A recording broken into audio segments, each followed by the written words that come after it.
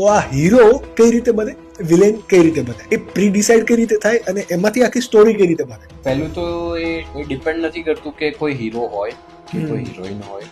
Hero શું છે જો આપણે એને ડિસ્કસ કરીએ, એ મેકર્સ પ્લસ એ સોસાયટી, કયો હીરો વધારે લોકો સુધી પહોંચે છે. એઝ અ મેકર મને બહુ ઇન્ટરેસ્ટિંગ લાગે કે જો જેન્યુઇન વર્ક કરવા માંગે છે આ ઇન્ડસ્ટ્રીની અંદર, એમને સોશિયોલોજી સમજવું જોઈએ, એમને તમારી પોલિટિકલ સાયન્સ સમજવું જોઈએ, તમારી આજુબાજુનું પોલિટિક્સ શું છે, તમારું સોશિયોલોજીકલ સ્ટ્રક્ચર શું છે. તો એનાથી તમારો પાત્ર તમને મળશે.